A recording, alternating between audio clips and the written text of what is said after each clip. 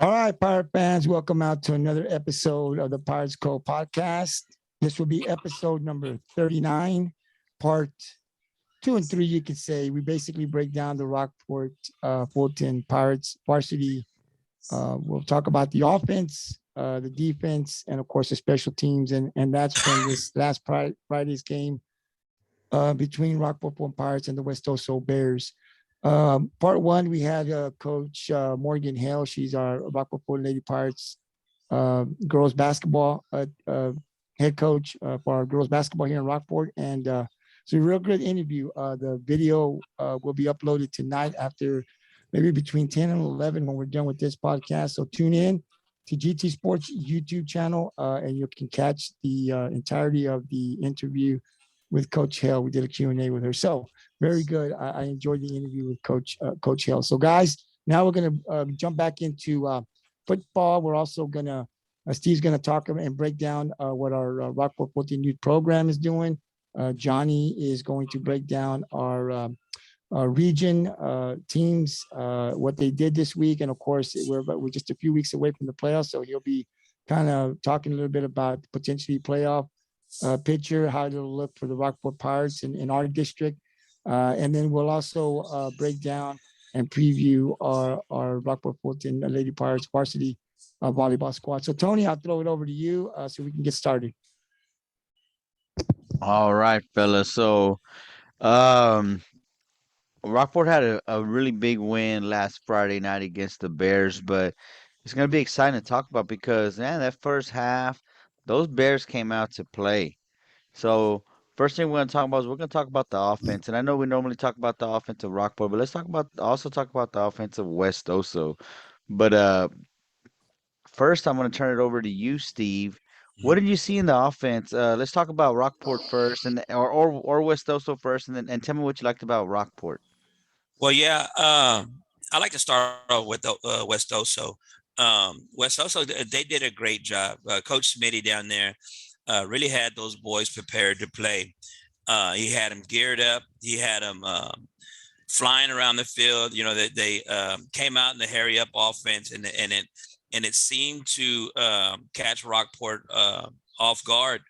The tempo that they were playing with, and West Oso was able to keep it really competitive in that first half.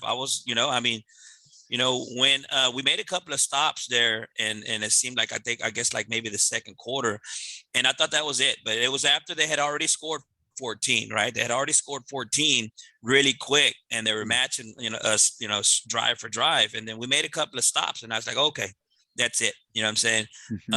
West Oso, tanked out, and that was going to be it. But no, they kept coming, man.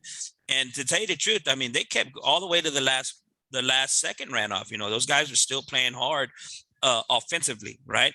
They were still giving us fits. They were still making, they were still moving the ball effectively. So Coach Smith did a great job getting those boys prepared and really had them geeked up to play Rockport. And I thought those guys were quick. They were fast, man. They were the running back was really good. Rankin was really good. The receiver that you pointed out to me, Tony, I enjoyed watching him all night. I couldn't take my eyes off of him when they're on the offense, just following him around the field. And then he was pretty much doing what he wanted to do. You know what I'm saying? I mean, he was having his way. There's no doubt. Obviously, Rockport was able to make a few key stops, and it kind of, shut the momentum down. But honestly, it was the offense. You know what I'm saying? Our offense really took over, and they just couldn't keep up. You know what I'm saying? They just couldn't keep up with the high octane offense that Rockport came out with. I don't know. I know that we didn't air our last Wednesday's podcast, but I got a feeling that maybe it got leaked out or something. I'm thinking Gabriel did like a release just to certain people or something, because it seemed like the word got out that that we were looking for John Troopy to get more carries, because boy did he. 18 carries for 223 yards. The kid had a fabulous game. I mean, a lot of them weren't big gainers. You know what I'm saying? There was was a few plays where there were kind of off yards here or whatever, but he with the multitude of carries that he got, he was able to accumulate all these yards. So 223 yards with a 12.4 yard a carry, and 2 touchdowns. The kid had a great game. I really enjoyed our interview after the game. He talked about West Oso and how they came out really prepared, and he openly admitted that it caught them off guard, and that they were a tough team. You know what I'm saying? But he had a great game along with Devin Phillips. You know what I'm saying? Devin Phillips was that kid, man. He's just, I told him in an interview. I don't know if we aired that. I don't remember. Was it just I think it was in an interview that we did. We had brought them two in real quick on a Wednesday. We brought him in, and I told him, bro, honestly, you're nobody's number 2. You know what I'm saying? That kid could be a number 1 running back in anybody's backfield in the Coastal Bend. And because I know he catches, some flack about, being behind Troopy or whatever. Or he openly admitted it. Actually, he said it. It's not something that I assumed or I heard. He said it. So, the kid is a phenomenal player. He plays with great heart and grit, man. That kid is always churning his legs. I think me and you were talking about, the kid runs like if he's, 205 or something, you know what I'm saying? And we both know the kid, he might be squeezing 150. I don't know. But, he just runs with so much energy. He averaged 15 yards a carry that day, you know what I'm saying, with 3 touchdowns himself. So he had a phenomenal game. Ace Seibert was really effective and selective in his throwing. He looked super comfortable back there. And the times that he did drop down the pass. And you know what, man, I was looking at, it was his accuracy. I seen him hit a back shoulder fade, and it wasn't an accident. It wasn't an accident. He hit a back shoulder fade to Devin Phillips on the sideline, and I was like, whoa, Ace is on tonight. You know what I'm saying? He did have 4 incompletions, but I don't remember them. You know what I'm saying? Everything to me is like every time he dropped back, he was hitting an open receiver, or he was squeezing it in. You know what I'm saying? That seam route that he threw to Gibby? Jordan Gibson. That was a tight window. You know what I'm saying? Right over the defender's shoulder, right into Gibby's hands. That's a tight throw. You know what I'm saying? So it's exciting to see these guys really executing and getting better. They're really cleaning up a lot of stuff, man. That's what I see, and that's what stood out to me. Jordan Gibson had a big game, 3 receptions with 108 yards and 2 scores. I was looking hard to find Jordan Gibson after the game. I saw him. He was over there by his dad, and then I did a quick interview.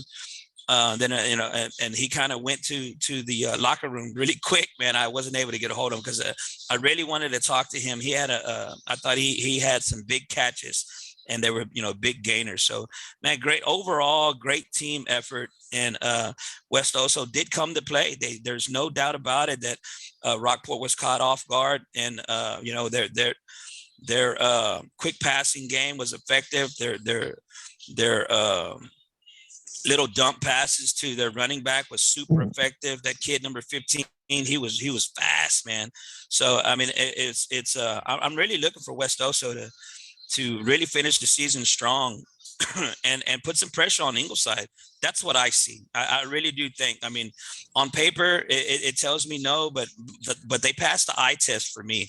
They definitely passed the eye test. So great job by both offenses. Absolutely. I think Rockport came out and did what they had to do. They knew that quarterback over there was going to throw the ball, and the way to keep the ball out of his hands was to run it. But when he did have the ball, he threw for over 400 yards himself. So West Oso did have a very good game plan against Rockport. But man, Rockport sure did spread the ball out very well. We had Ace throwing for over 200, John rushing for over 200, and Devin almost hitting 200. So great game offensively. I don't want to talk a whole lot about it. I want to give you guys the floor. But man, just great game offensively by both teams. But Rockport did a very, very good job executing on all aspects of the offensive side of the ball. What's up, Steve? Didn't you say something about the West Oso quarterback breaking the school record? Yes. So the Anthony Pena did break the single game passing record for West Oso. So hats off to him and his accomplishments and so great job to him. And also this game also puts John over 1,000 yards rushing on the ground. So last week we heard that he had over 1,000 that was combined. But I think if I'm correct, let me see. I was looking at some stats. Yeah, he has Yeah, 1,077. yeah, he's 1,000 yards rushing. So, man, he jumped right up there quick with this one game, and I really wanted him to hit 1,000, and now he's there. So that 2,000 is in his reach if he could have some more 200 or 300 yard games. Johnny, tell me what you saw in the offense. Tell me what you like, or if there's still something that you didn't like. Tell me what you thought about the offense of last Friday. Well, let me talk about you were asking about the West Oso offense too. Yeah, they came out to play. They found a little weakness to us, which they didn't find, but that hurry up offense was something different that we hadn't seen all season. And they know how our outs are, how loose we play out there. So they took fully advantage of it. But the one thing I did notice is they did different was they didn't waste no time releasing that ball. That ball was in the quarterback's hand and released quick. Even if he threw it like 30, that touchdown, that was like that one, I guess it was a second or third touchdown. The one he completed like a post. Man, he didn't even take long with that ball. I mean, you can say we need to put pressure on a guy, but dude, he released it like early, way early.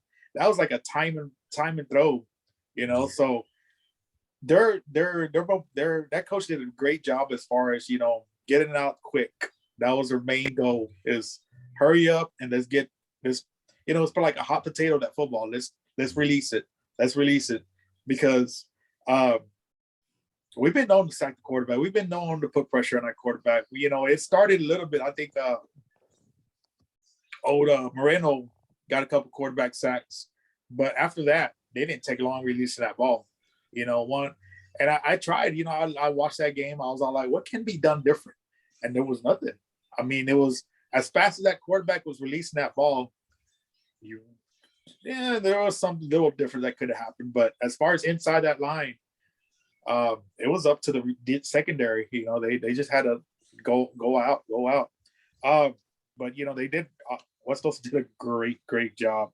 The quarterback, like you said, I guess he 420 yards passing. 420 yards passing. That's a lot of yards passed. Yeah. That's great. He had that 4 touchdowns against us, and but we did pick it off twice. But he did great job. Yeah, I great quarterback. I mean, not every quarterback can release that ball that quick without getting picked off more than what he did. But I think that was their game plan, and I think we're going to see a lot more of that as we go on. And offensive wise, Tony touched on it. John hitting that 1,000 yards, which is great. Hey, there's plenty of games still left, and we know he can run those 200-300 yards a game. So that 2,000 is within reach.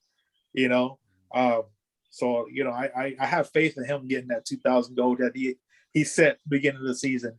Devin, had a great game. That he almost hit to 200, like you said, 169 yards. But Ace is something else. He had that. I didn't even click. I wrote it down, but I didn't even click. Steve made a point about he only incompleted. He didn't complete 4 of them. I'm like, yeah, that is right. It was like I wrote down he was 8 for 12. Like I didn't even think about it. Like he only didn't complete 4 of them. That was great. He had 207 yards, 3 touchdowns, and we're starting to use them on the run. Play design run. Yeah. That is big. That's another running back in the backfield. Before he was scrambling out for yards, getting loose in trouble.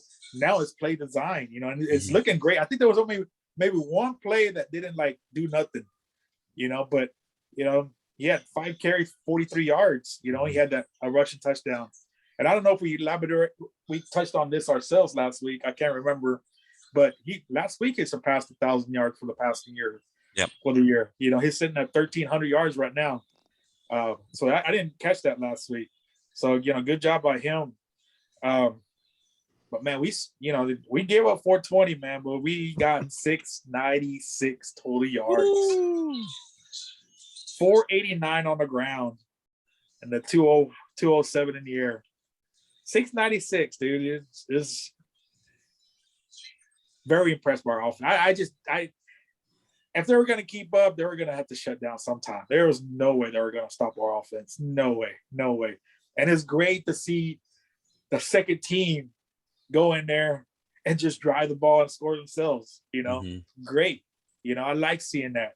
You know, we saw it at the homecoming game with Ingleside. Rain and pouring down. They're about to score again. You know, those boys fight hard. And I like this little kid. Armani.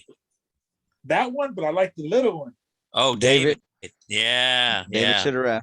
Yeah. I like that kid. That is great. What class? What grade is he in? Junior. He's a junior. Yeah. I like that little kid. He's little, but man, that boy got some heart, man. He's going all out. You know, he's exciting to play. He's like my favorite one out there just to watch, just because I like him. Hey, that kid, I know you really can't tell, but that kid's chiseled underneath that shoulder pads and uniform. Really? Yes. He's 115 pound full of muscle. Yes, bro. So he's in powerlifting. I watched him last year. He just missed qualifying for state in his weight class. Huge thighs, big legs, dude. Man, that kid, I'm telling you, when you see him walk around without his shoulder pads, I'm like, wow, look at this kid. He's chiseled. I like to see that. Like I said, I like the way he runs. He's quick, just like John and Devin. You know, he's there. You know, he's there. Kind of excited about what he can do next year. You know, not just this year. One thing I see, and I mentioned this beginning of the season at one game, is Devin turning around, watching the guys behind him instead of just going all out. I know he had that big run, but he did have one good stiff arm. But after that stiff arm, he should have just lowered his shoulders and just went. But he was looking for another player to stiff arm, and he got dragged down. Which brings up my next point, because I see it happen to John, and I just saw it on him, is why do we have such big jerseys? I remember back in the day, you wanted that jersey tight as you can be. I think I wore like extra small or small, and I was a good 220 back then, You don't want them to be grabbing your jersey and dragging you down. I mean, I've seen it many times on John, and I just saw it on that Devin. I was like, man, why these jerseys are so? That's just, I don't know, just my input on those jerseys. Hey, these jerseys are not big. The large fits like a small. They just got so much elasticity. They really do. I was gonna put my sons on at the parent thing. Like, yeah, no, this ain't happening. It was a large, and it don't fit like no large. I tell you right now, them things are not big. I don't know. I don't know if it's because I'm paying attention and more, but it's like it's only us that are getting dragged down by the jersey like that. Yeah. No, but that's all they can grab. They can't grab him. They got to grab something, and it was fast. No, I'd rather return that fingernail back to the guy. Yeah. Hey, you talked about the design running plays with Ace. I wonder if this is evolving into some run pass option plays down the road, because that would be real good. I think the team is good enough to do that. I know they're doing it in college now. They're doing it in NFL. I think that Ace is fast enough and smart enough and accurate enough to be able to go out there, and once defenses start seeing that the kid can run, that will open up a lot more passing or a lot more running for him. So we'll see what happens down the road, but it seems like they're working up to that. Gabriel, what are your thoughts on the offense? Well, we'll go to West Oso first. The fast tempo was surprising. I think it caught us off guard a little bit. But really, Brad Smithy and his assistants did was they attacked. They felt the part of the Rockport defense that they felt they could win. It was a matchup that they felt they could win, which was, he looked at it and said, you know what, my receivers are better than their D-backs. Is basically what happened, because they were not going to be able to run on Rockport's defense. Not too many people have been able to run or been real successful. They scored a couple of touchdowns all year, but no one's really dominated that. But they also had a defense. 100-yard rusher too. Who's that? West Oso? Yeah, he had 107 yards, I think. Huff. Yeah, He was but- explosive. Was But- fast. Yeah, but it's the speed. I mean, that's one guy, 107. I mean, look at the points they scored. Most of the damage to me came on the pass. We couldn't stop the pass, and part of that was he was getting the ball quicker. But that's because what was bad, what was hard for Rockport is matching their speed for speed. Is what I was seeing. They were just fast. I mean, there was really nothing that Ricky Franks or those guys could do. Speed kills, man, and those guys could run routes that were fast, and that quarterback was just, attacking the secondary. Good quarterback, good running, but I think to me it was more of the speed. The speed is what was giving Rockport a lot of problems. And then you saw them put in John Troopy on defense, and they shut that guy down. And so to me, I think you might have to continue to do that a little bit more as you get into the playoffs. When you come in with these Wimberleys, you got to put, John doesn't play a lot of, to me, he doesn't play a lot of defense now, but he has in the past. He's played in youth, he's played in junior high, and even when he was a sophomore on varsity, he wasn't running the ball a lot. He was on defense, so we know this guy can play defense. Well, he I also think plays the 7-on-7 that he does. Right. So you got a guy back there with speed. I mean, I think you're going to have. I think we might see more of that when needed. Not consistently will he play that position, but in certain spots, like against West Oso, you may have to stick him in there to help out. We've seen the defensive coordinator Robbins and Seibert and those guys, put Chase Rios from time to time in there, Garrick Laudermilk. These were guys back then that played defense first and then offense. So you might see a lot of that from Troopy again. I don't know, but I think it was mainly the speed that was hurting in the fast tempo. So give Coach Smitty a lot of credit. He saw a matchup with his offense and defense that he thought, he could take advantage of, and he did. The problem for West Oso was the defense couldn't hold Rockport's offense. So no matter what he did, Rockport's offense was just too powerful on the pass and in the run. It was just total domination. So offensively, Rockport did what they needed to do. I mean, Troopy talked about, 200 and something yards, I think 223, you said.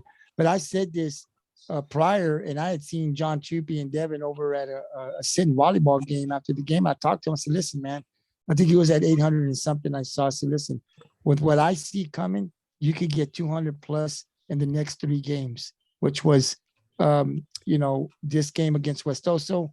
I told him you could Robstown and Port Isabel. John Troopy could potentially get 300 yards really in the next 2 weeks. I mean, think about that.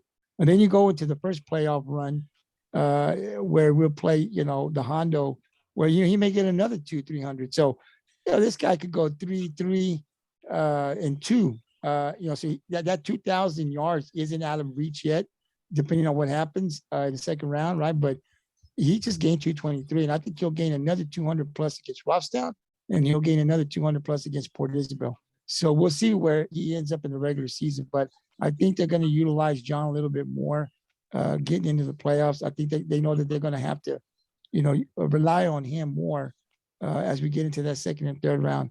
Rockport will pass. We can pass.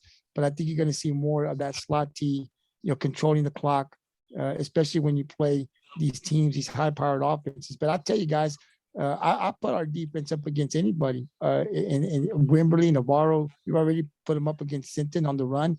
It's hard to run. I mean, yeah, he got 100 yards, and props to him. But that defense of ours, you're not going to run over them like they did last year, like what we saw Navasota do. That's not going to happen this year. These guys are too good. They'll give up a couple of plays. What you won't run on them for 4 quarters, I don't think. Not until you really get possibly deep into that region or out. But great performance by Rockport offensively. It's nice to see the pass getting 200 plus yards, and then the run 400, almost 500 yards for a combined 6 something. Man, that's awesome to see. They're hitting their stride, and we're going to need that offense. ultimately, it'll come back to defense when we talk about that. Rockport's going to go as far as that defense can carry us. The offense, kind of go down, but even against a tough sitting defense, we scored 21 points. Sometimes that's pretty good to win a game. But I love what we're doing offensively. I think A. Seibert is getting more comfortable throwing the ball. You're seeing Jordan Gibson and him connecting more. You're seeing him throwing to the backs. Devin Phillips is getting involved. That's going to be huge for us. John Troopy can get, and then Ian McPherson. So he's spreading that ball around. He's just not one guy. I mean, he throw it to anybody. You've seen Ian make some fantastic catches against single side with the bad way. So it's good to see that the passing game is developing with that run. So it's going to be very interesting the next 2 weeks as we end the regular season and then get into the playoffs. But offensively, great to see the amount of yards that we got, almost 700 yards. That's awesome. Absolutely, absolutely. So, since you were talking about the defense and Rockport would only go as far as the defense will take them, let's talk about the defense right now. Johnny, I know you're the biggest defensive buff we got on here, so I'm gonna let you talk about the defense first. Tell me what you like. Tell me what you didn't like. Tell me what you like, and tell me what you think where you think the improvements need to be, or did they do everything that they needed to do? Let me touch on some of the old individual guys here real quick. Peyton had 13 tackles, 1 quarterback hurry, a block punt, and a big hit. Joe Moreno with 19 tackles, 2 sacks, 3 tackles for a loss. Joe Moreno was kind of sticking out there a little bit. I'm liking the boy how he's playing. Man, but that's all the yards be passing, giving up. That's a lot. That is a lot. That's kind of scary. That's very scary. It's hard. It's hard to see what was going on. I could see how the coaches were getting frustrated, how to stop them, game situation, pressure out there. How do you do it? Many scenarios you could do. Again, my personal opinion. I think we just need to blow up the receivers right on the line. As quick as they were throwing a jump, being 2 yards off of them, they were changing plays at the line when we did that, and it's pretty obvious when the play was changed, when quarterback stops and look at the sidelines, and then they're going to go deep with it, kind of play a chess game, you got to play a chess game, but too many of those quick outs, it was just, Gabriel was talking about we didn't give up no rushing yards, but you know what?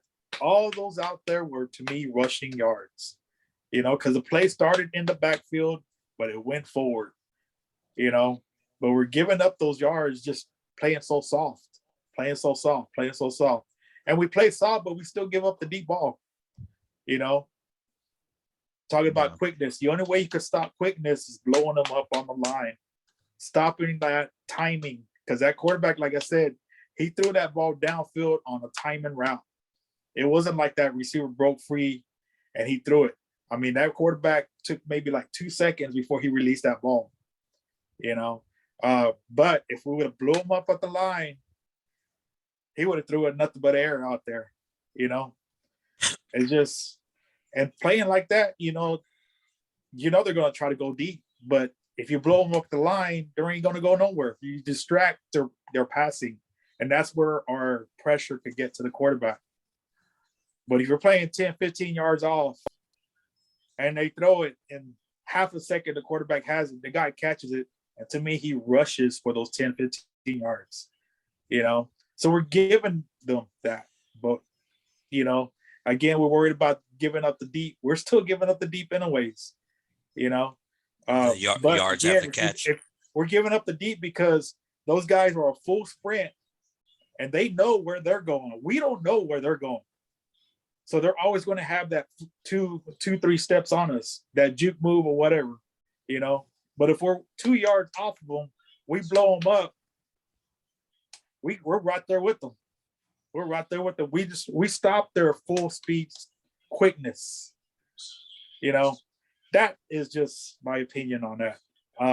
If we're playing so far deep, I don't know why, because they didn't rush that much. I didn't know why we didn't spread out even our inside linebackers outside. You know, I know that's not really a defense, but make them run up the middle. Make them run. Let's spread out our middle linebackers outside. Help out there. You know, Moreno's getting out there, but that's a long way he's getting out there. You know, but that's just my personal opinion on that. So let me ask you this, Steve. What do you think? How do you think the defense is doing without Matthew? I mean, you play against a team that's passing like that. You know, you're missing a 6'5" guy rushing on one of the edges. You know, coming at your quarterback. You know, tell me what you think the impact of him not being there is on the team. I know. I mean, they got a good and I'm just gonna say this like the announcer from West Oso, Klob Schmidt. Uh, uh Playing for him right now because he's doing really good. Caleb is doing a good job right there, but man, he's not 6'5", you know what I mean? And he's not, you know, he's getting back there, but he's not wearing down that offensive lineman by going around him. So tell me what you think the impact of that is, or do you think there wasn't an impact? Well, I think honestly, anytime you lose a starter, you know, they're a starter for a reason. You know what I'm saying? They fit your scheme perfectly. And that's the reason why they won the starting job to begin with. So, I mean, yeah, we're really missing Matt right now on that edge, you know, to give that heavy body, you know, weighing down on that offensive lineman. We're missing that. You know, Caleb's doing a great job, and he also mixed it up actually last week. He played some down linemen, and then he also slid out, and they brought in they brought in Weststein, and then they spread Caleb out to outside linebacker. So he kind of played both last week, and then there was some other injuries that we didn't have some key players in the backfield. Yeah, and on defense, yeah, the Wyatt Carson was out. Yeah, Wyatt was out, and then oh gosh, who was the other? We're missing another guy. Carson Flores, the safety. Yeah. So I mean, you know, those are starters. You know what I'm saying? And when you're missing those starters, you know, other guys got to step up and play their part and do their things. But you know, it's tough, man. You know, like I said, I think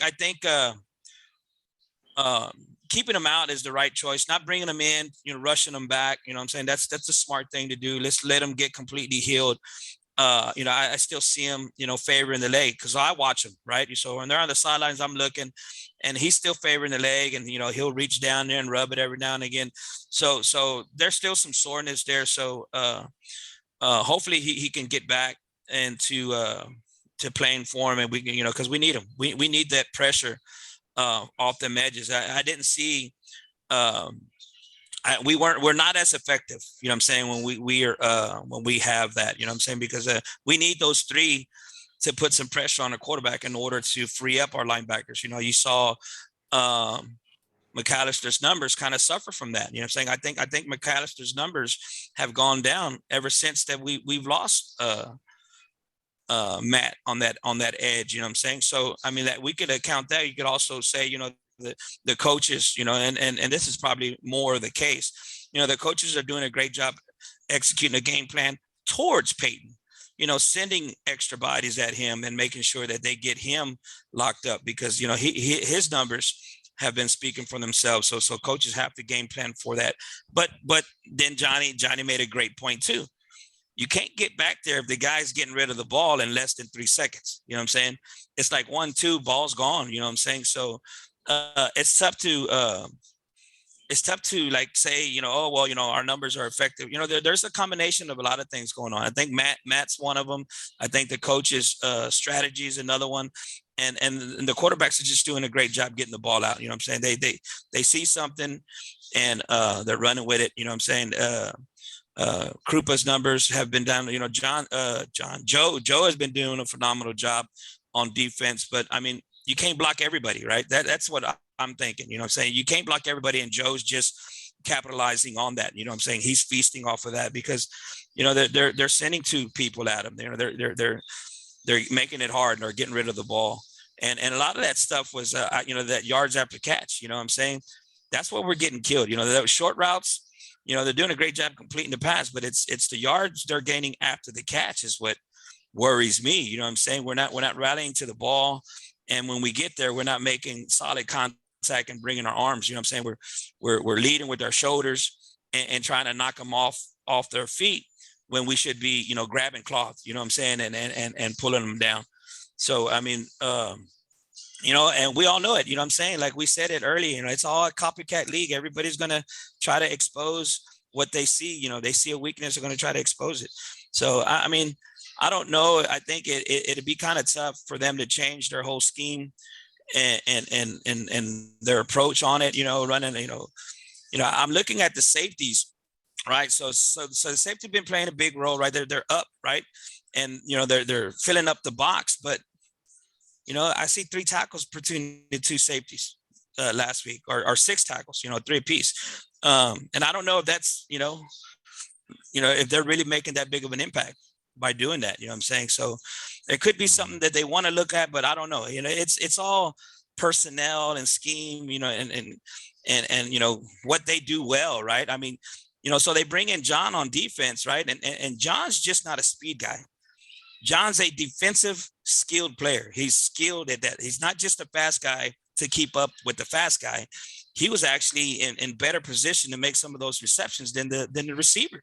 He understands the routes and he's making breaks to the ball, and he sees the ball, like a receiver does. So that's what makes him effective. It wasn't just necessarily just his speed. He's really skilled at defense.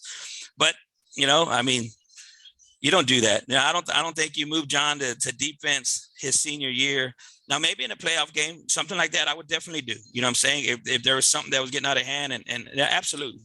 But, this late in the season, trying to bring them in, and it's like, okay, hey, you're going to play cornerback now or safety or whatever. You know what I'm saying? Nah, I'm not with that. I'd rather them run the ball. I'd rather them get 223 yards a game, and then let the other 10 guys do their jobs and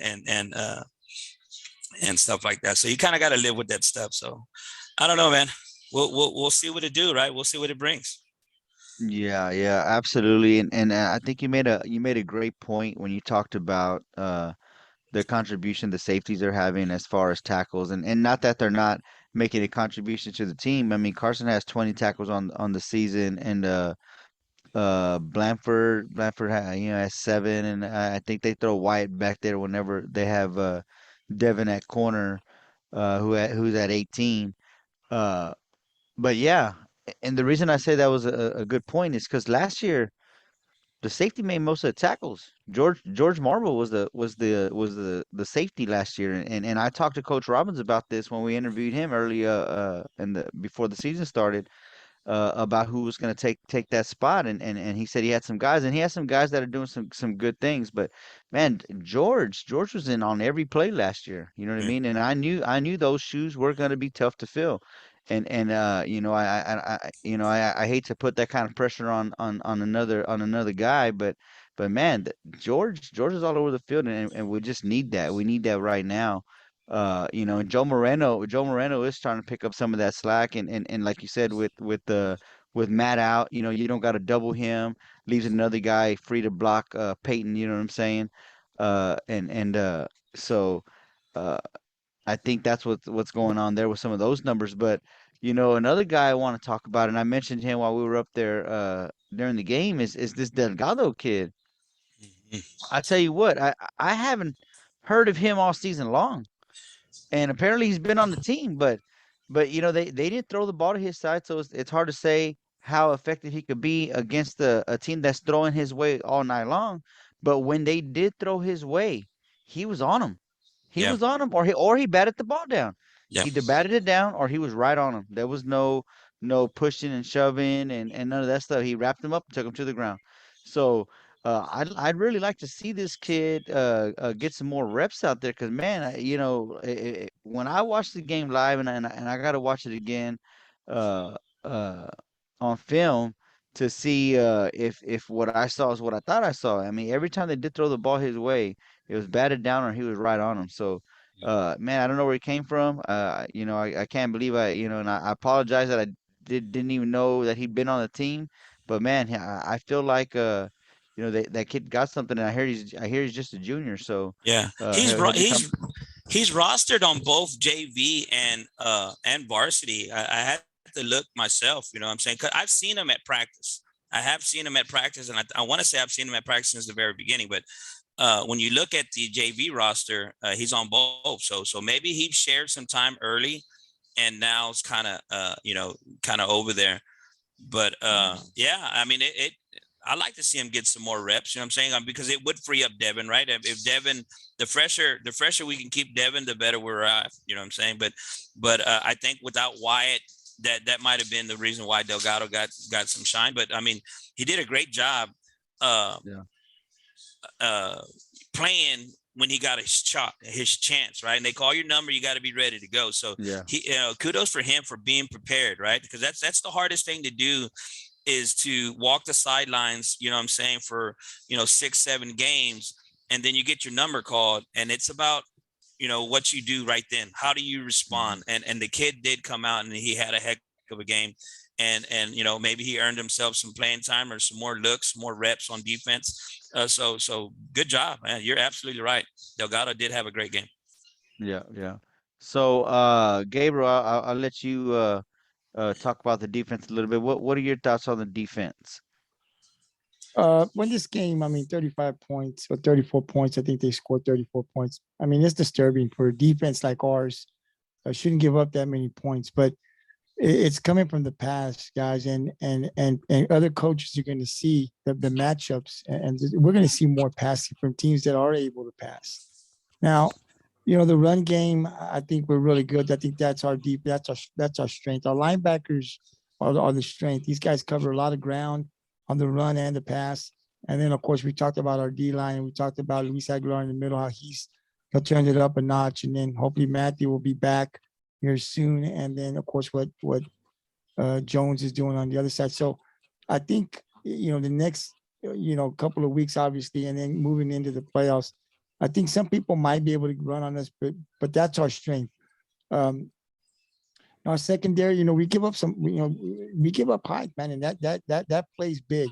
It's just like basketball, man. I mean, if you are 5'10", I mean, I could be a good basketball, but if I got to guard a guy and I'm 5'8", he's 6'4", it's a disadvantage to me, no matter how good or quick I am. It's just a disadvantage. And in wide receiving, it's a lot like basketball, right? They throw the ball up.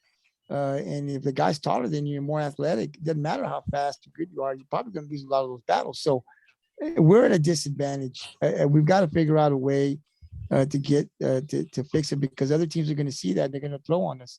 Cuero and Wembley get into the playoffs, they're going to throw because they know that's an advantage probably to them. So we're going to see more passing.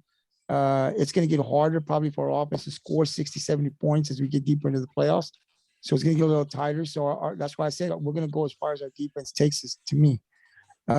Now, as far as John Troopy goes, if it were me, I'd play him both ways. I wouldn't take him off the offense, obviously, but I'd sit down and talk to him. I said, hey, man, how do you feel about going both ways? Listen, Jordan Kelly does that for Referio, and we see Referio winning titles every year. They don't sit him down. When you play offense, you're not going to play defense. Coach Aaron says, hey, man, you're my best guy. You're going both ways. Now, does he play every play? I'm sure they give him some rest. But Referio does it because, I mean, you got to put your best player out there. So Jordan Kenny's a receiver, though, right? Yeah, and he's a D-back as well. Yeah, he's a receiver and D-back. Yeah, it's a little different. Yeah. Well, but John Troopy doesn't carry the ball 20-something yards. You've got Devin, and what we've seen, the way that they run it, he doesn't get the ball a lot this year running that offense. He doesn't get it 20, 25 times a game. He'll get it, 10, 12, and he makes the most of it, but he's not getting the ball all the time. So if I was the coach, I'd run him on defense. If I think that he can help me, I put him on defense. I put my best players out there. It's playoff time. You got to put your best players to win the game.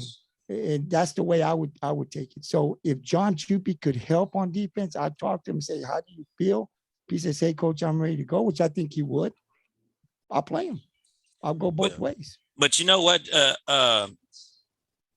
Johnny made a good point, right? Okay, so if we press coverage, if we bump with them at the line of scrimmage, the only way that it could really be, I mean, well, there's two things, right? So the thought process is, okay, we bump them at the line, we break up the timing of the play. Okay, so we all know that quarterback, he's got that clock in his head, is 1, 2, 3, foot hits the back, and the ball's coming out, right? So if you press them, you can break up the timing, but I think if you do that type of coverage, then you have to go to a high safety. You got to put somebody over the top in case that guy, because I mean we are giving up a little weight there. The receiver will fight it off, and then the race is on, right, to get up top. So I mean that would have to change. You know what I'm saying? So if we went to a press coverage, they would have to put somebody up above just in case it doesn't work out. In case the guy makes a great inside outside move and then streaking down the field, we got to have somebody to cover our top end, you know what I'm saying? And that's not something that they're doing. Occasionally they'll drop back, but what I see, the safety's eyes are in the backfield. They're always looking to come downhill. They're not playing a single high or playing too high safe. They're not doing that, you know what I'm saying? So they're looking for run. So that would be, to me, that's what I'm saying. That's too big of a change to try to change this late in the season. Hey, we play press. Yes, okay, we'll break up the timing, but there's still those chances that they're going to break that and then streak down the field. You know what I'm saying? So I think that might be too much to ask. We play on them. I see that we do that. We've mix done it up. that. But what good does it do if the receiver runs right by him anyways? He's beat anyways. So we're already getting beat that way, the way you were just talking. Mm-hmm. We're ready there. I mean, we're right on them, but we're still getting beat. The receivers are running right by our corners. Beats the purpose of us playing on the guy. We're beat. I mean, every play I've seen, we get on the guy, and we're beat. The receiver's gone, and here we are trying to chase him down.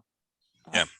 Guys, I think the mindset has to be to play aggressive. I mean, playing aggressive, like you're saying, Johnny. You might get beat once or twice. I mean, you might, but that's just something you got to take. But you got to be aggressive and be willing to you get beat deep. But right now, I understand what you're saying. We're playing soft and we're still getting beat. So play aggressive every play. Play aggressive. I mean, you're going to lose some battles. You are, but I think the aggressiveness, kind of, with the pressure that we can put, you can, kind of just distract the time, right? You can just kind of. With the bump, it's a few seconds here and there in football, right? And you just kind of bump.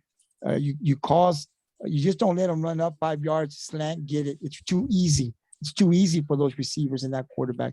Make it a little bit more difficult for that quarterback, I think, and be willing to bump and be aggressive. And if you lose the battle once or twice, that's good. But you distract and you give those linebackers and that defense a chance to, if you can't get to the quarterback, at least pressure him and make him run around, right? But sitting back there and just running 5 and slant in and no coverage on you, and you just get the ball and throw it to him is too easy. And then, like Steve says, once that catch is made, you get another 10 yards. So it ends up being a 15-yard play.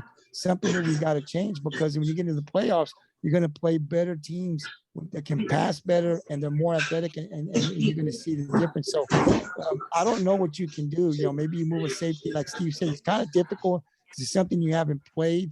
But I think for us, you're going to see more teams throw on Rockport that are able to throw, because when they look at our defense, they look at that's a matchup that most teams think they can probably win. You're not going to get too many teams that think that they can go ahead and play and run and beat Rockport. There might be 1 or 2, but there ain't going to be too many. So you're looking out for that, guys. I think that most coaches are going to look for that pass, and then they're going to do that because they think they can win those matchups, especially if they have the wideout. So something we need to keep an eye on. Absolutely. So we'll see. I mean, these next 2 games might be good opportunities to try something different, because I really don't suspect, and I said this about West Oso, and West Oso scored 34 points, but I don't suspect Robstown doing something spectacular that we can't try something different just to see what happens. I don't know. But yeah, I think you're absolutely right. It's a little bit tougher when you got trips or you got 4 guys out there going out for a pass. It's a little bit harder to do that. But if you got 2 receivers and or 3 receivers out there, you got your middle linebackers covering the middle. it's a little bit easier to try to put somebody over the top. But realistically, we talked about going into this game that that quarterback that West Oso has is one of the top ones in the area, number one. Yeah. And number two, that Rankin kid, he's fast and he's good. I mean, he's fast and good. There's not a lot of receivers like that in the area. You know what I mean? So, uh, and Huff, even Huff out of the backfield, catching those little passes in the flats. He caught and he was gone. I mean, he was gone.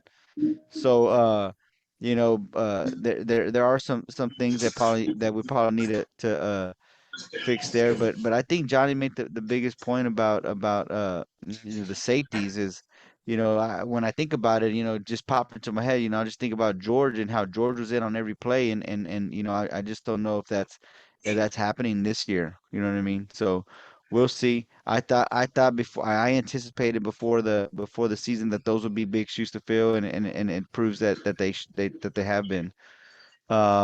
Anybody else have anything else to say about the defense before we move on?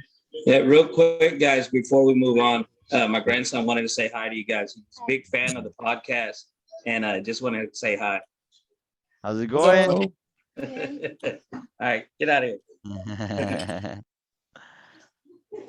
Is that one little youth RFYFL players right there? Yeah, he All plays. right. He plays on the sophomore team. Cool, Sonny cool. Monero, look out for him. Class right. of 2030. Yeah. All right. So that's the defense.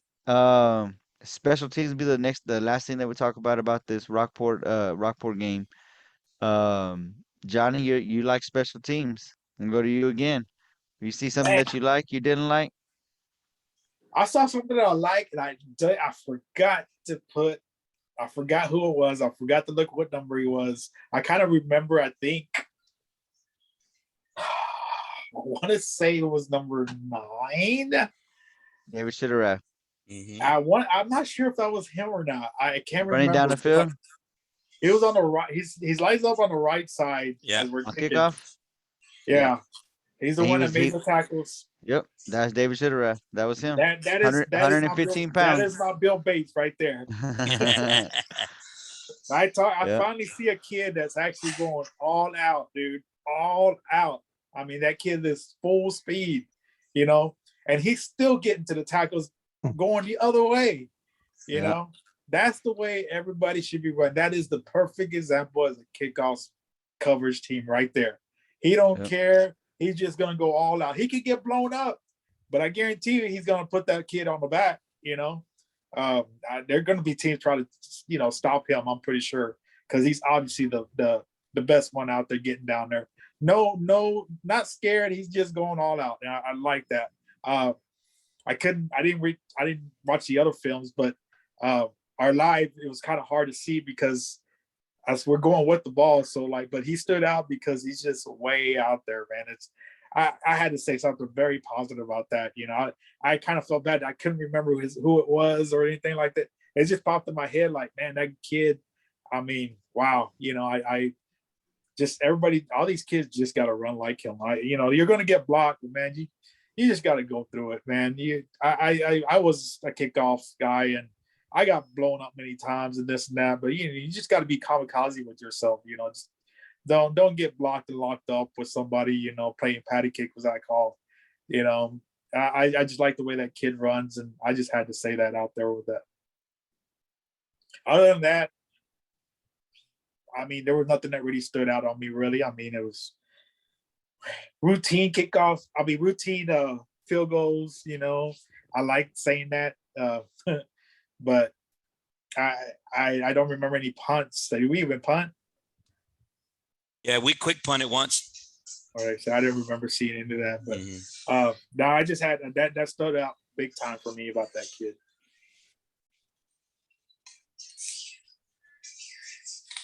You're not mute, but I can't hear what you're saying. My bad. I got this thing right here mutes when I pick it up. Anyways, I finally saw something that I like. I mean, I don't want to say finally, but I finally got to see something that I've been wanting to see. We had our field goal kicker go out there and kick a field goal in a situation where we needed a field goal. I mean, we didn't need that field goal, but we put points on the board. You know what I mean? And he did it under pressure. So I really did like seeing that. I didn't get the amount of yards. I want to say it was in the 30s, somewhere like that. Steve, was that on the chart? Do you know? I'm looking for it right now. I don't see I it.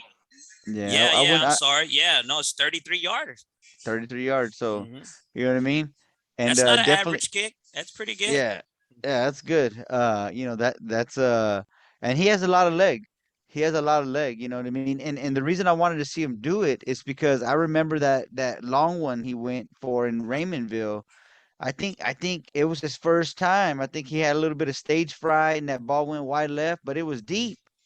You remember that one in Raymondville? It was deep. Yeah. He Yeah. could have Yeah. made it, but I think it was a little bit of stage fright. And I think once he kicks a few in and he gets comfortable, he can be your go-to guy in those situations. You know what I mean? I think we need to give him the chance. It's just like running the ball. You know, you get the reps. You got to get the reps. You got to get the reps. I think that in a game situation, besides just kicking it from the two for a PAT, I think that really gives him the reps that he needs to be more comfortable back there and kicking field goals, because you never know. We talked about how tough the road is going to be in the playoffs. Never know when those 3 points are going to mean something. So, anyways, that's one of the things that I saw on the special team. Steve, what about you? Yeah. No, I'm looking the that second line. You know what I'm saying? Moving that running back to that spot. Both John Troopy and Devin Phillips did a great job there. They both had three returns apiece. Oh no, Devin had 3 and John had 2. That brings a different element, to the game right there. Most guys, their thought process in that is, yeah, let's kick it to, these not so skilled players and let's see what happens. They usually kick it up high, and most schools they have, um, some filler guys, some guys that are just there trying to give an offensive player a blow or two, what I'm saying, or a defensive guy a blow or two, and they fill their roster in. But Rockport's doing a great job, sliding in a running back at that spot, and for the most part, when they get the ball in their hands, they're going to make something happen. You know what I'm saying? So Devin's done it the past 2 weeks, and John Troopy, that the one game that they put him there for the majority of the time, they kept kicking it to him for some ridiculous reason, and he kept burning them. You know what I'm saying? So sooner or later they're going to have to figure it out. Kicking it deep is probably the best way to go. You know what I'm saying? And kick it deep, make Rockport drive the ball. Let's not kick it to these guys. They got skill players there, and they're going to make it they're going to burn them. You know what I'm saying? So no, other than that, and then the field goal, like you said, you know what I'm saying? Great jobs. No crazy penalties on the special teams with, the offside stuff. They cleaned that up. You know what I'm saying? Getting behind Cristobal and wait for that kickoff return, because there's nothing worse than starting off a drive like that. You know what I'm saying? You kick the ball and you get a penalty, maybe make a great tackle down there, pin them deep, and then give it up on penalty and make them re-kick. Cristobal had let's see, he had 4. No, that can't be right. 4 touchbacks? No, is this a season stat? Anyway, no, he did a great job. You know what I'm saying? He, as normal, you know what I'm saying? When we need him to kick it deep, it's on cue, right? Hey, kick it deep. Cristobal, kick it in the end zone, and it's automatic for him. He'll boot it to the end zone. You know what I'm saying? But he also had some kicks inside the 5-yard line and made it tough for them to, starting position and stuff like that. But great job. I mean, clean, right? That's what you want. I mean, you want your special teams to be clean. Don't give up any big runs and no touchdowns, especially no touchdowns. They did get some runs on kickoff return, but not much. You know what I'm saying? All in all, they did it. They're doing a much better job. Johnny, you got to admit, than the first couple of games of the season, we were getting blasted on special teams, giving up tons of yards on kickoff returns. And I think they did a better job cleaning all that up and getting those numbers to go down, way down. So I'm sure the coaches, after seeing that, the start the season off, they did a great job cleaning all that up, and the boys are doing a great job executing the plays. All right. Gabriel, what about you? No, I just it was nice to see the field goal. I know we've been talking a lot about that on the podcast, and when the opportunity presented itself, even though we were ahead, we didn't need it, to gain points. We were ahead. It was nice for Coach Seibert to give Cristobal, because like I said, somewhere down the road we may need it, and it's better for him to be able to get accustomed to, even though we know he's got the leg, right, to continue to get those opportunities, probably this week and next week, in case he's needed in a closer game, we know, and he'll feel more comfortable. So it was nice that when the opportunity presented itself, we gave him the opportunity. And hey, man, he made it. He had the leg for it. So I think he's going to come in handy for us in the playoffs, man. I think we're going to need him at some point. It's good to have a field goal kicker like that we know he's got the leg and can kick 40 plus, I think. So it was good to see. Hey, real quick, man, while it's on my monitor and not on yours, hey, if you guys want to go to Taco Bell and get y'all a couple of tacos, Astros just stole 2 bases. Y'all can go get y'all some tacos tomorrow from Taco Bell for free. Did you get that, Johnny? Johnny, did you get that? You're muted, Johnny. You're muted. No, Y'all but froze. Hold on, I can't hear y'all. that's what the third baseman did. He froze. Hey, no, but actually, Cristobal kicked that field goal in the first half, and in the first half we did need those points because we didn't know how it was gonna go because Sure. it was close in the It's first touch and half. go. It's touch and go. So we thought we did need those points. I mean, we ended up blowing it out in the second half, but in the first half it seemed like we needed every point we could get. So much needed experience for him, and it's has the guys go into the locker room, with a little bit more ahead than they would have been without those 3 points. So that is it on the Rockport versus West Oso game. That's all I got on that. Rockport will be traveling to Robstown this Friday to take on the Cotton Pickers. Again, this is not a game that I think uh, Robstown is going to come out and stun Rockport. But again, like I talked about last week, this is also not the time for Rockport to take their foot off the gas. John needs to get those carries, Ace needs to get those passes, and that defense, definitely that defense needs to work on the things that they need to work on. You know what I mean? Because these are the times where where it's not practice, but it's a live game rep. That's the way you gotta look at live game rep at executing what you need to do. If you got a receiver in front of you or you got a back going to the flats, just really covering those guys. Uh, again, like I said, it's definitely not the time to take your foot off the gas just because we think that we could blow them out. Johnny, what do you think? Yeah, same thing. I hate playing teams like this because I've said it many times throughout the season is I just don't want us to play down to their level. What's also I think was more impressive. So I wasn't shocked because of their quarterback and their talent that they have. But teams like this, man, we might not score those high points, but like you said, don't let go of that gas, man, because make yourself look good. Make yourself look good. And, like you just said it perfect, just clean up everything, make everything, game situation, get tight situation, not Robstown, don't think it's Robstown, think it's it, think it's Squirrel, if you get burned by these guys, you're going to get burned later on, so this is good practice right here. Yep. Steve?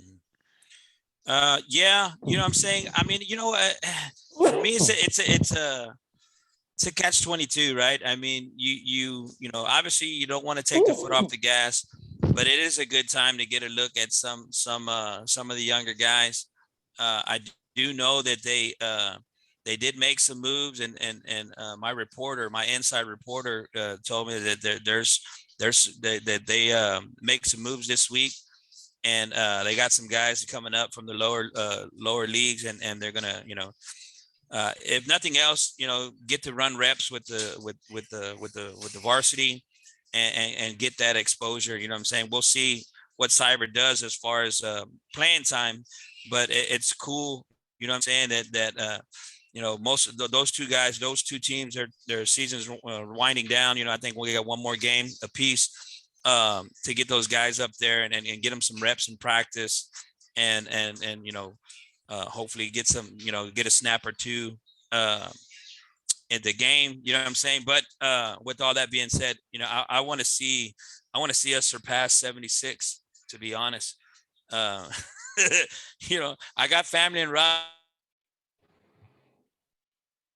but give me a card in 30 years, so we need to go in there and put our foot on our necks, man, and just really execute our game plan and come out healthy, right? That's the biggest thing, right? You don't want to go into a game like this where obviously they're going to have their struggles and suffer an injury. You know what I'm saying? So it's kind of a catch-22. You know what I'm saying? You want to see the numbers boost up, but you also want to make sure that everybody's healthy and ready for the season that counts, right? So we'll see how it goes, man. I'll be there. GT Sports will be coming to you live. Hopefully, we'll see how that goes. But Hey. you know what I'm saying? We'll see what they do.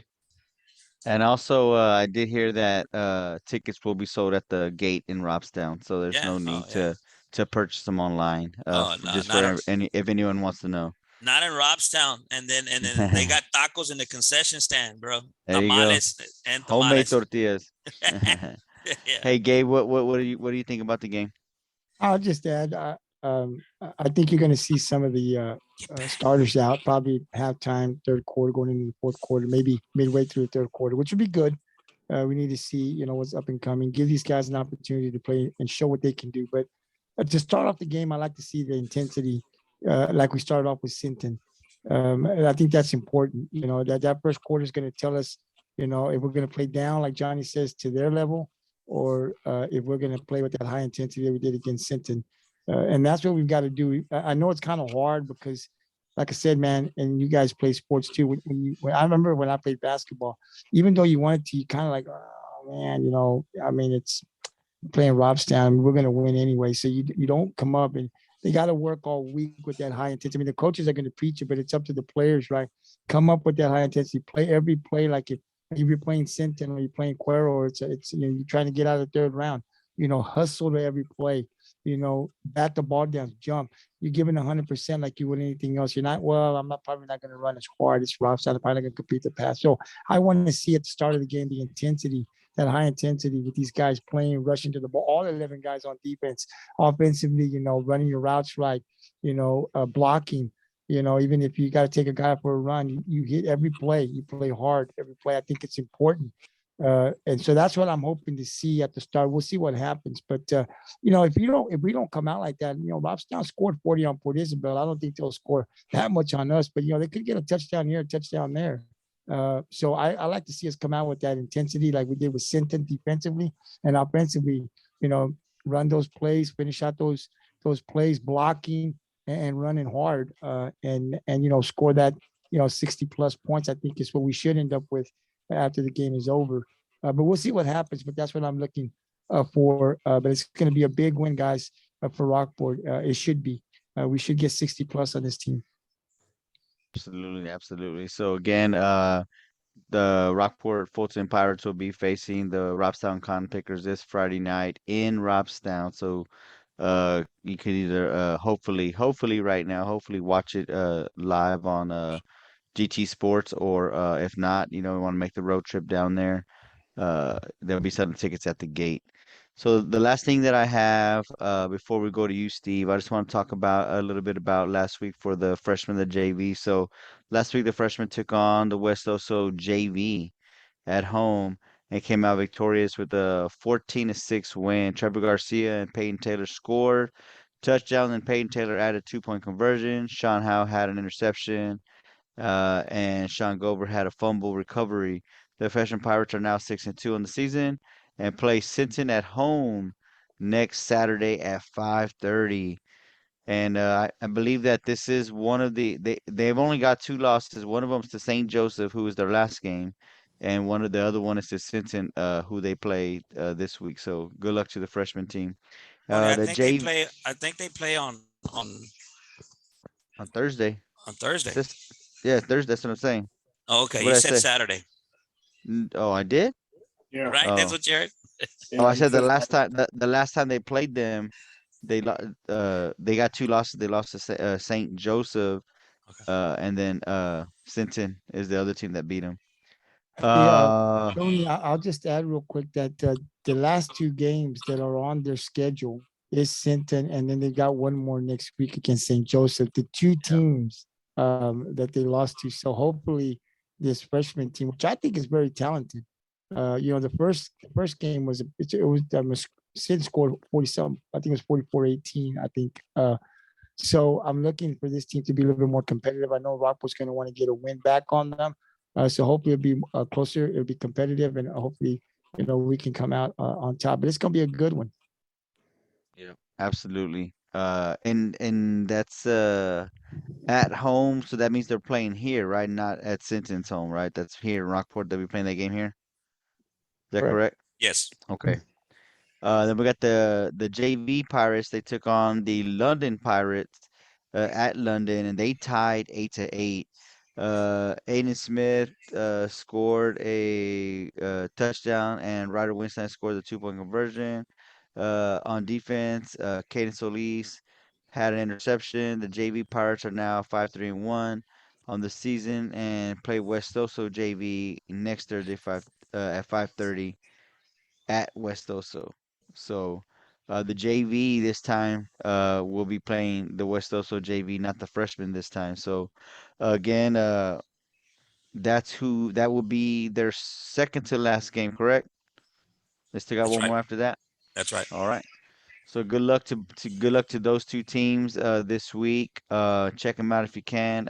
We will be streaming the freshman game. Is that correct, That's correct. Gabriel? Mhm. All right. Yes. So we'll be streaming the freshman game Thursday at starting at what 5:30, 5:20? About 5:30. 5:15, 5:20. Yeah. Okay. So tune in and watch that game if you want to watch that game. I think that is all I have with the varsity JV and freshman. Steve, I'm gonna turn it over to you to talk about the Rockport Youth Football League. Yeah. Okay. So RFYFL only had one game last week on the schedule. It was their bye week last week for 3 of the 4 teams. The only team that played last week was the sophomores. They went into Sinton and they lost. Sinton's a great team. They're undefeated.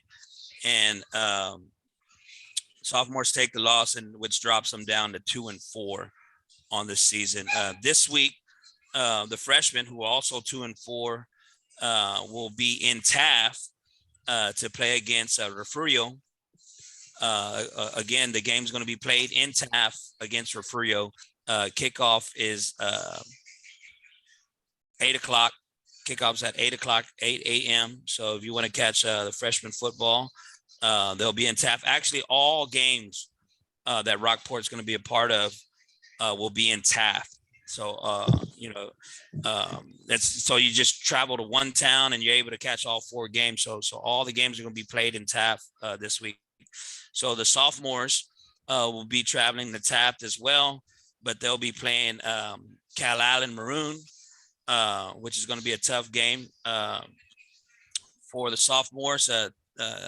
Cal Allen comes in with only 1 loss on the season, so that's a great team that Cal Allen has down there as well. The junior Pirates are 3-3 on the season. They'll also be playing Taft in Taft, so they'll be playing the junior division Taft team in Taft, and that kickoff is at 2:45. 1 o'clock is kickoff time for the juniors in Taft, and then the seniors, who are 2-3 on the season, will also be playing the senior Taft team at 2:45. Yeah, if you can go out and support RFYFL, cheer them along. They got a bunch of great fans down in Taft, so I'm sure they'll be. And then they know us. As long as they don't say they're related to Johnny, they'll be all right. welcome with open arms. I believe that you have to sit with Johnny on the other side of the field now, if I'm correct. Gabriel, am I correct on that one, Gabriel? They already forgot. Yeah, I was told they'll let the Z-Man in to the stadium, but he's not to go to the tap side. He's got to sit on the visitor side. They don't want him on the tap side. That's what I've been told. But what about Steve when he picked Odom? Did They had already- they put him on that side? Yeah, they haven't told me anything about Steve. They just told me que no. This is how they told me. Dice que no se siente el Z-Man acá. He's got to go to the other side, you know. Yeah, Lo que vemos acá, you know. they had already welcomed They- me with they- open they- arms. They had yeah. already embraced me. So Yeah. I'm good over there. They So- don't want the Z-Man on tap side. They'll let him in the stadium. He's okay to go stadium. He's got to sit on the visitor side. He cannot come over to the home side. Take his money. So if he wants to go and watch the youth, are they still gonna make him sit on the other side? I mean, I don't know. I'm just asking. Well, it's either that or you have to sit on the side over there on the outside of the fence. I mean, And make him Yeah, do that's just chains. I know. make I him do just chains. just know he can't be on the tap side. They don't want him there. Oh yeah. Hey, that'd be a good way though to win them back though, because nobody likes to do chains. Nobody likes to do chains. If you go do chains for them all day, they might let you back in. Because since they're hosting it, they got to find the chain gang and all that stuff. So Yeah, they gotta do it all. Johnny, They gotta do I it all. mean, I don't know if you're off or not, but that's the way you get back in there. All right, man. So the last thing I got, Johnny, you want to talk about the area football? Okay. Yeah, I'm sorry. Okay. So I'm gonna run down some of our district scores and stuff like that. Who everybody's playing against. Our own district. Sinton last week beat Robstown 70-6, and I'm hoping we top that. To tell you the truth, they did jump to a 63-0 halftime score. So as long as we score 64, I'm good. But Rockport, it goes, I guess, we all know that score. Ingleside 52-14 over at Port Isabel. And this was a score that kind of jumped at me. It's a pretty good game. Real Hondo 27-24 over Ravenville. Ravenville's still in the hunt, but they got to beat Ingleside. So that yeah. Yeah. Anyway, Sid's gonna play Hondo. We're playing Robstown. Ingleside's playing Ravenville. West Oso, the big game against PI. Then we're gonna jump over to the district that we're gonna be facing, which is the District 15. Corrido Springs still undefeated in their district. There was 60-3 over Pearsall. Divine 44-22 over Bandera. Hondo 20-14 over Crystal City. This week, Corrido Springs is going to play Crystal City. Divine's playing Pearsall. And this is the big game that our district is watching is Hondo versus Bandera. These two teams are fighting for the 2 and 3 spot. So I know the 3-4 spot. Sorry, the 3-4 spot, not the 2-3. The 3-4 spot. So basically, Sinton's gonna be playing the loser, and we'll be playing the winner between the Hondo and Bandera game. So that's gonna be determined, at the end of this week. Is that a Friday game, Tony? I don't know. That one I didn't write down. Then we go to the District 14 with the Wimberley district. Wimberley 27-0 over Navarro, which we all knew that was just a huge shocker. The YMLA had a bye week. Manor, which was pretty big win for them. They won 67-0 over Austin Achieve. This week Wimberley has a bye week. Not really. They're not playing anybody in the district. They're playing a non-district game, which they're playing a 5A school against Grapevine, which is a pretty good team. They set up a good warm-up game, I guess, going into the playoffs. This is a 5A team. They're 6-2, so that ain't gonna be no walk in the park for Wimberley. So it's gonna be a good game for them. The YMLA is gonna play Maynard Tech. Basically, that's gonna be the fight for the 3rd and 4th spot. Then Navarro is playing the Austin team. Not much going on in that district. Really, I think all the teams are going to be blowouts. Other than that YMLA and Maynard Tech, that's basically going to be the number 3, 4 spot. The district 13, the Quirrell district. Quirrell, we all got that 55-14 over Navasota. Smithville that 30-16 over Giddings. LaGrange 34-0 over Gonzales, which I thought that was going to be a little closer, but I don't think Gonzales is doing so great. So the big game that week we all know is Quirrell versus Smithville. Then you have Navasota against Gonzales and LaGrange against Giddings. That's going to be an interesting district because as I look at it, I can't remember how it goes. But we would probably be playing, like I said, that Quirrell game in our second round. Quirrell will be playing against more likely that YMLA team or that Maynard Tech team, which both teams are not so impressive. That's going to be a blowout for Quirrell, so they'll get that first round bye. He's first round gone for sure. But around the state, nothing out of the top 3 has changed. Of course, you got the Carthage, 35-14 over Rusk. They got Madisonville this week. Gilmore, 51-7 over Texarkana. Liberty, they got Paris North Lamar this week.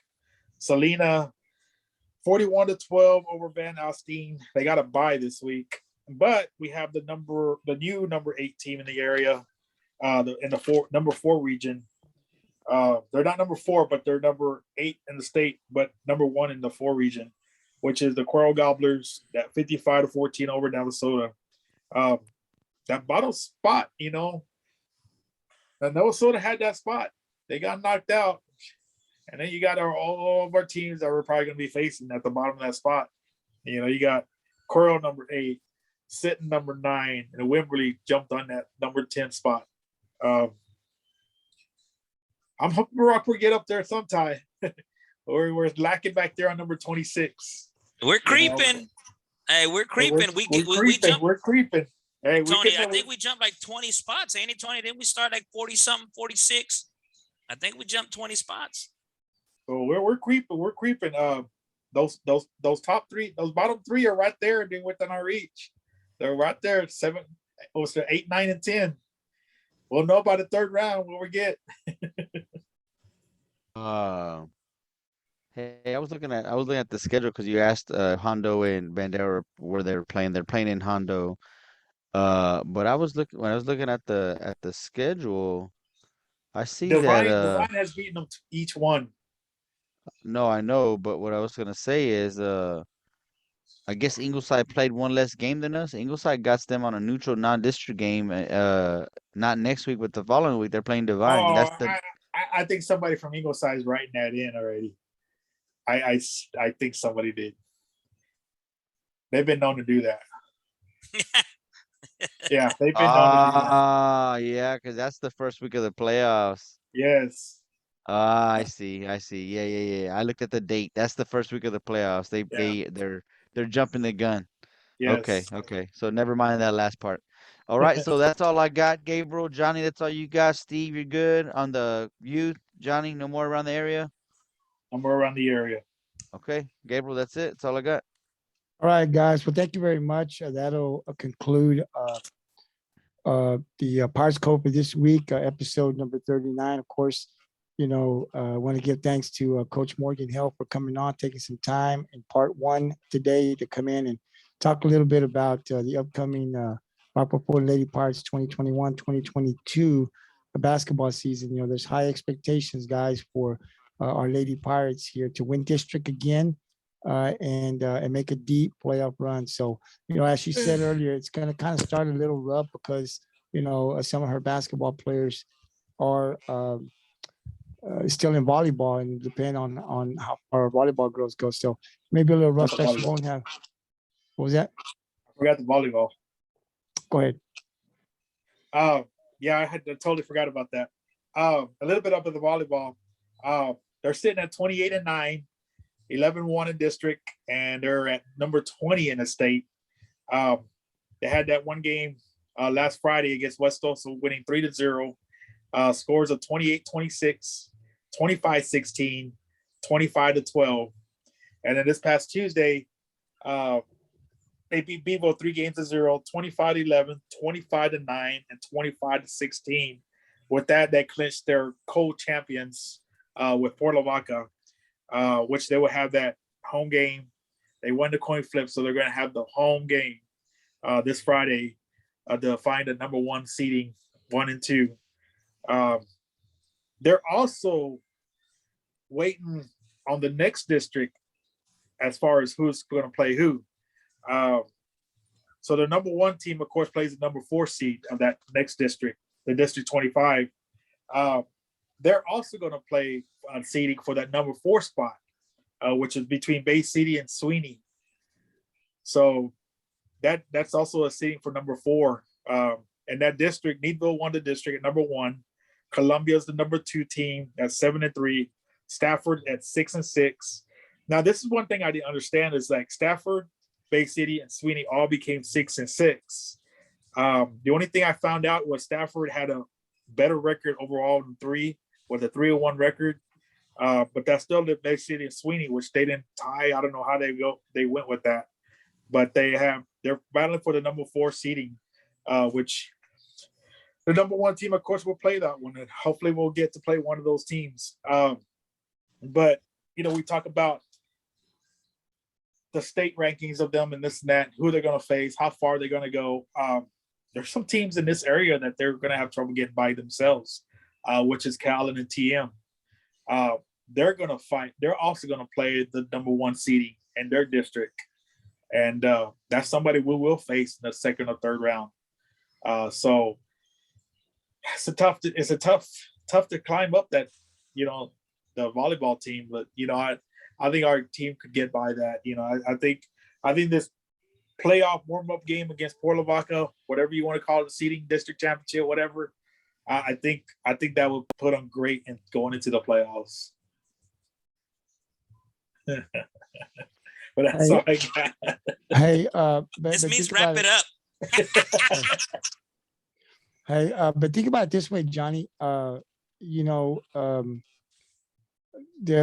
way I look at it, when we went to Calhoun, our girls already played Cal and TM through the season, and we're 0-3 against them so far. Yeah, in a tournament. Yeah, I think these girls are talented. We'll see. It's going to be a tough ride up there in the playoffs, but I think that the girls, they like it that way. You want to play the tough teams, and we'll see what happens. I mean, we've talked to the girls. We've had interviews with them. We've had interviews with the coaches, and it's going to be good. The playoffs going to be good. Hopefully, we can get back to that second round, right, and then win it and get to that third round. Get a deep playoff win. But it'll be a game. You Pirate fans on Friday. I know a lot of you guys go to the football games, but if you're not and you're gonna be in town, stop off. It's game time. It's an early game too. It's at 5 o'clock, 5:30. I think it's 5 o'clock. It's set for 5 o'clock here. It's a competition gym in Rockford, and it's a playoff game with Cal Allen. Their series is 1-1, so the winner will get the first seed. The loser will get the second seed. But it's gonna be a good one. John, I do got a question. Who's the other 2 teams? Has that been settled? We know it's gonna be Rockport, Calhoun. Okay. Yes. Who's 3 and 4? Okay, so Rockport and Calhoun's the number 1, number 2. However, they're going to fall out. Sinton is the number 3 team, and West Oso is the number 4 team. Tony, how about that, man? That's awesome. I mean, that's West Oso will be playing Needville. That's been determined, and Sinton's playing the Columbia. Wow, that's going to be great, guys. Well, again, thank you very much. That concludes episode number 39 of Pirates Cove. Like I say, I want to give Coach Morgan Held a thank you for spending some time with us. She came in part 1 and was able to talk a little bit about the 2021-2022 Rockport-Fulton Lady Pirates basketball team. And like I said, we'll be tomorrow. We'll be at Pirate Stadium about 5:15, 5:20. We'll go live to live stream the freshman team. They'll be playing Sinton. It should be a good one. And then, of course, on Friday, I will stay here in Rockport, and I will live stream. GT Sports will live stream the volleyball game between Rockport and Calhoun. I think Steve and Tony were working on these guys going down to the football game. They'll be there and live streaming a football game on GT Sports. So I'll let you guys know for sure, but that's what we're working on now. So we can live stream both the volleyball game at 5 and then live stream the football game from Robstown at 7:30. Should be a good one. And then of course Saturday, like Steve said, the youth football team is going to be out in Taft. Short drive from Rockport. If you're not doing anything, want to see some football, go out there, support our youth football team. This is our future Pirates, guys. These guys, they put in a lot of work. The coaches volunteer their time. Players are out there every week, man. So I know they'd love to see some Pirate fans out there in Taft cheering out our boys. I mean, you get to watch. It's a long day, but if you love football, you get to watch 4 teams. You don't have to travel. You can just sit there and watch 4 games, different times. I think you can also watch a couple of other good football games. But if you've got time, go out there, support our Rockport Youth Football League. These are our future Pirates. So, guys, if you've got nothing else, that concludes this episode of the Pirates Cove. And I'll see you guys back on Monday for the Gridiron 64. And I'll let you guys know who our guest will be on Monday. But until then, guys, enjoy the World Series. Hopefully the Astros can keep the lead. Go 1-1 as they go back for games 3, 4, I think, and 5 in Atlanta. It'll be tough, but we'll see what happens. We need this one tonight. So till then, guys, peace out. I'll talk to you guys, Tony and Steve. I'll let you guys know if you guys let me know, Tony, if you guys will be able to live stream. You shouldn't have any problems, but we'll keep in touch tomorrow to make sure so that if we do, I can go ahead and put it on the Pirates Code page. Till then, guys, peace out. Have a great night. All right. Good night, fellas.